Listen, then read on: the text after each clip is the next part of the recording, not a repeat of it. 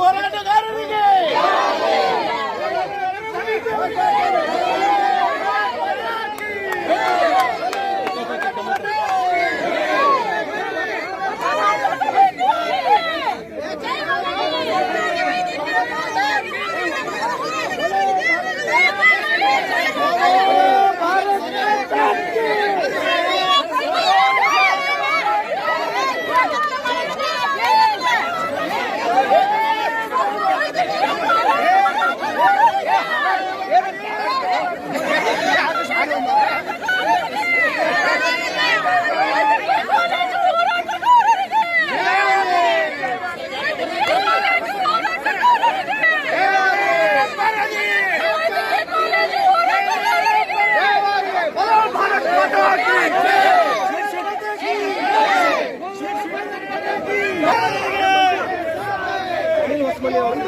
ಇಲ್ಲಿ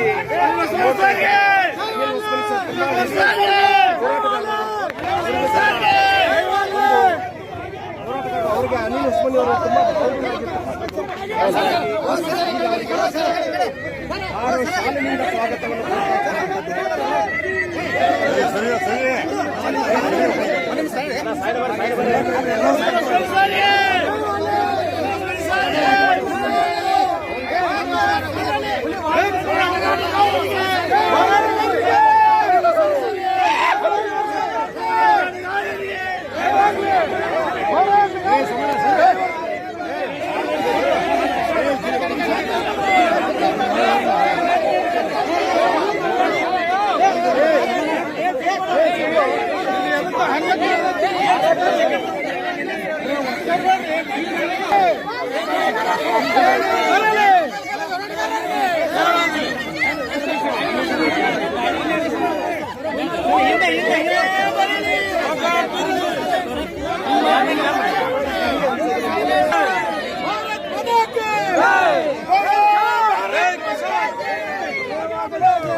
Thank you.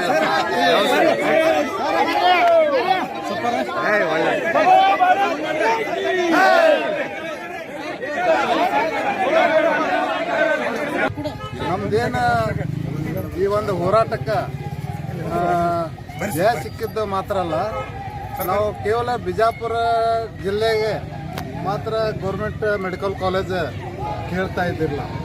ಇದು total ಆಗಿ PPP ವಿರುದ್ಧದ ಒಂದು ಹೋರಾಟ ಆಗಿತ್ತು. ಅದೇ ಕಾರಣಕ್ಕಾಗಿ ಇವತ್ತು ಸರ್ಕಾರ PPP ಎಲ್ಲ ಕಡೆ ಅಂದರೆ ಎಷ್ಟು 8 ಡಿಸ್ಟಿಕ್ ಉಳಿದಿದ್ದಲ್ಲ ಎಲ್ಲ ಕಡೆನೂ PPP ಕೈ ಬಿಟ್ಟು ಸರ್ಕಾರಿ ಮೆಡಿಕಲ್ ಕಾಲೇಜ್ ಮಾಡ್ಬೇಕಂತ ಏನು ತೀರ್ಮಾನ ತಗೊಂಡೈತಿ. ಇದು ನಮ್ಮ ಹೋರಾಟಕ್ಕೆ ಸಿಕ್ಕಂಥ ಜಯ. ಈ ಜಯ ಇಡೀ ಜಿಲ್ಲೆಯ ಜನತೆಗೆ, ಆಮೇಲೆ ಯಾರು ಈ ಹೋರಾಟವನ್ನು ಬೆಂಬಲಿಸಿದ್ದಾರೆ ಆ ಎಲ್ಲರಿಗೂ ಕೂಡ ಭಾಳ ಮುಖ್ಯವಾಗಿ ಮಾಧ್ಯಮ ಪ್ರತಿನಿಧಿಗಳಿಗೆ ನಾವು ಧನ್ಯವಾದಗಳನ್ನು ಹೇಳಲೇಬೇಕು. ಯಾಕಂತಂದರೆ ಒಂದು ಹೋರಾಟವನ್ನು 106 ದಿನದಗಟ್ಟಲೆ ಅದನ್ನು ಮುನ್ನಡೆಸ್ಕೊಂಡು ಬರುವಂಥ ಸಂದರ್ಭದಲ್ಲಿ ಪತ್ರಕರ್ತರು ಪತ್ರಿಕೆಗಳು ನಮಗೆ ನೀಡಿರುವಂಥ ಸಹಕಾರವನ್ನು ನಾವು ಯಾವತ್ತೂ ಕೂಡ ಮರೆಯೋದಾಗೋದಿಲ್ಲ. ಆಮೇಲೆ ನೀವು ಏನು ಬಿಜಾಪುರ ಜಿಲ್ಲೆಯ ಜನತೆ ಬಗ್ಗೆ ಒಂದು ಕಾಳಜಿಯನ್ನು ತೋರಿಸಿದ್ದೀರಿ, ಅದಕ್ಕಾಗಿ ನಾನು ಮಾಧ್ಯಮ ಪ್ರತಿನಿಧಿಗಳಿಗೆ ಧನ್ಯವಾದಗಳನ್ನು ಹೇಳ್ತೇನೆ. ನಿನ್ನೆ ಶಿವಾನಂದ ಪಾಟೀಲ್ ಸಾಹೇಬರು ಇಲ್ಲಿ ಜೈಲಿಗೆ ನಮ್ಮನ್ನು ಭೇಟಿಯಾಗಿ ಬಂದಿದ್ದರು. ಬಂದವರು ಸುಮಾರು ನಮ್ಮ ಜೊತೆ ಒಂದು 45 ನಿಮಿಷಗಳ ಕಾಲ ಚರ್ಚೆ ಮಾಡಿದ್ದಾರೆ.